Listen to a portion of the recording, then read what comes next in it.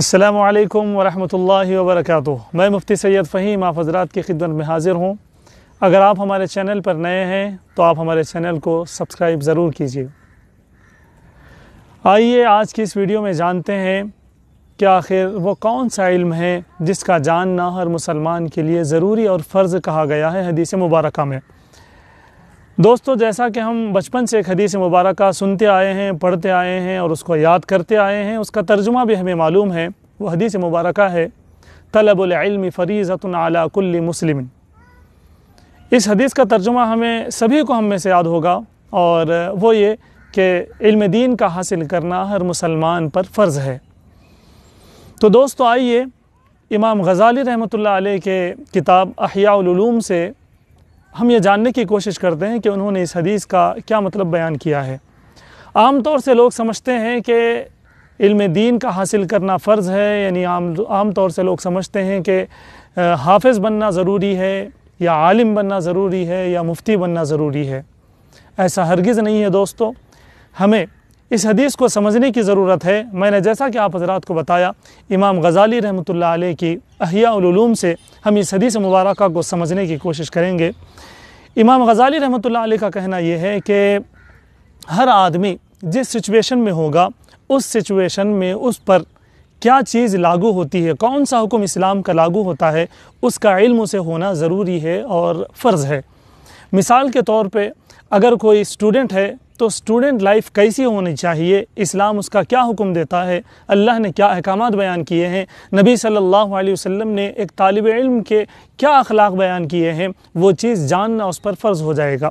جب ایک بچہ، یہ ایک انسان جب بڑا ہو جائے گا، جب اس پر نمازیں فرض ہو جائیں گی تو نماز کا علم حاصل کرنا اس پر فرض ہو جائے گا۔ ظاہر سی بات ہے، جب نماز فرض ہو گئی تب اس کے اوپر وضو کا سیکھنا بھی فرض ہو گیا، قرآن کریم کا سیکھنا بھی فرض ہو گیا، اس لیے کہ نماز کے اندر قرآن کریم کا پڑھنا اور نماز کے لیے وضو کا ہونا بہت ضروری ہے۔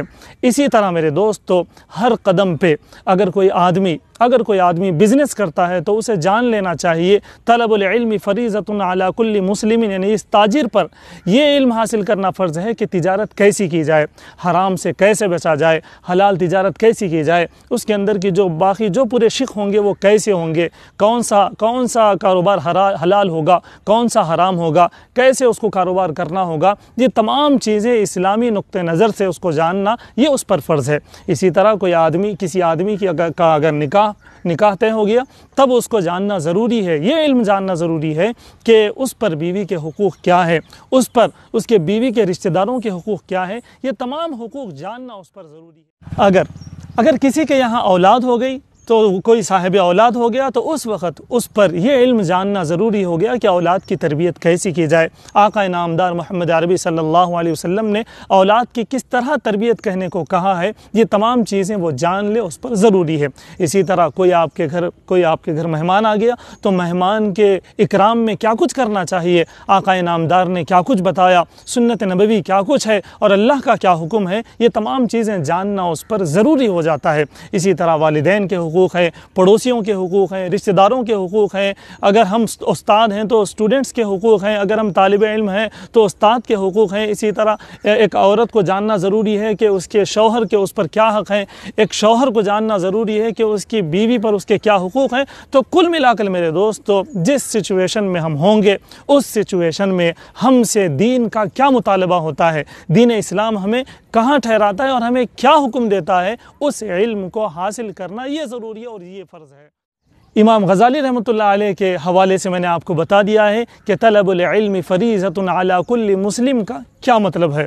تو میرے دوستو، میں امید کرتا ہوں کہ آپ کو اس حدیث کا واضح ترجمہ امام صاحب کے حوالے سے سمجھ میں آ گیا ہوگا، اور میں امید کرتا ہوں کہ آپ اس ویڈیو کو خوب شیئر کریں گے، اور یہ بھی امید کرتا ہوں کہ اگر آپ ہمارے اس چینل پر نئے ہیں تو آپ ضرور سبسکرائب کریں گے۔ جزاک اللہ خیرہ۔